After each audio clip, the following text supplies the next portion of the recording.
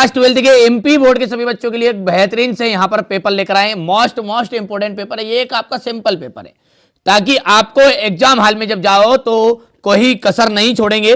बिल्कुल देख सकते हैं यहां पर सेट सी है, डी है और ये ए है। जिन बच्चों को वास्तव में अच्छे नंबर प्राप्त करना है ये चारों सेट कंप्लीट करिएगा। बिल्कुल मोस्ट इंपोर्टेंट इसमें क्वेश्चन समाहित कर दिए गए हैं। तो चलिए शुरू करते हैं। प्रोटॉन में न्यूनतम आवेश होता है, प्रोटॉन में जो न्यूनतम आवेश होता है वो होता है 1.6 इंटू 10 की घात -19 कूलाम। तरंगे एक स्थान से दूसरे स्थान तक संचरण करती है। कौन सी तरंगे?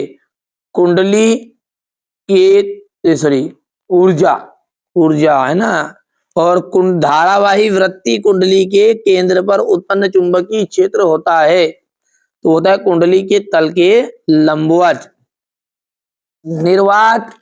निर्वात में विद्युत चुंबकीय तरंगों की जो चाल है वो कैसी होती है? वो होती है सी इक्वल, यहां पर देख लीजिए, अंडरवुड म्यू नोट और एप्सिलॉन नोट। प्रकाश की तरंग प्रकृति का प्रमाण निम्न परिघटना में नहीं मिलता।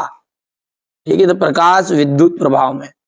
चलिए, एक कण का द्रव्यमान m तथा वेग v है तो उससे संबंधित डी ब्लॉगली तरंगदैर्घ्य होगी, तो ये हो जाएगा h/mv। चलिए, इसके बाद में यहां से ये देखिएगा, ठीक है, इंग्लिश मीडियम वाले बच्चे बढ़िया से जल्दी कंप्लीट करेंगे, है ना। ये देखिए, है ना, बढ़िया से आप तो कंप्लीट करो, जितना बताया जा रहा है मेरी गारंटी है यदि 100% इन्हीं में से आपका पेपर नहीं आता है तो। पी-एन संधि डायोड, आप तो पी-एन संधि डायोड में ऊंचे परत की मोटाई हो जाएगी 10⁻⁻⁶ मीटर। हाइड्रोजन परमाणु की अधिकतम आयनन ऊर्जा हो जाएगी 13.6 MeV। सपोषी व्यतिकरण के लिए तरंगों के मध्य कालांतरण 2π होता है। वायु का जो बुलबुला है जल के भीतर अवतल लेंस जैसा व्यवहार करता है। व्यतिकरण में ऊर्जा का पुनर्वितरण होता है। अर्धचालकों का प्रतिरोध अशुद्धि मिलाने पर घटता है। यहाँ से अपन क्वेश्चन नंबर 2 की बात करें तो ये देख सकते हैं आप। सही जोड़ी की बात करेंगे, किरचॉफ का विद्युत धारा संबंधी नियम। आवेश संरक्षण का नियम है। लॉरेंज बल की बात करें तो QV sin थीटा। दृश्य प्रकाश का जाएगा न्यूटन। गामा किरणें का जाएगा हेनरी बेकरेल। ट्रांसफार्मर का जाएगा न्यूटन प्रेरण। प्रेरित विद्युत वाहक बल का जाएगा d∅dt। चलिए आगे बढ़ते हैं। सही जोड़ी के बाद में ये आपकी यहाँ से सही जोड़ी आ जाएगी। ये यहाँ पर अपन यदि ये बात करें 1 किलोवाट घंटा का जूल में क्या संबंध है तो यह जाएगा आपका 3.6 इंटू 10 की घात 6 जूल। विशिष्ट प्रतिरोध का एसआई मात्रक क्या है? ओम इंटू मीटर है। किसी लेंस की क्षमता धनात्मक होती है तो उत्तल लेंस की, और ऋणावेश से धनावेश की और होगा विद्युत ध्रुवों की दिशा। विस्थापन धारा आ जाएगा। यहाँ से हमारे इंग्लिश मीडियम वाले बच्चे बढ़िया से कंप्लीट करेगा। आप तो देखो अच्छे से कंप्लीट करो, किसी के बहकावे मत आओ, 1 रुपया शुल्क मत दो, फ्री में कोई की चीज़ मिल रही तो लो।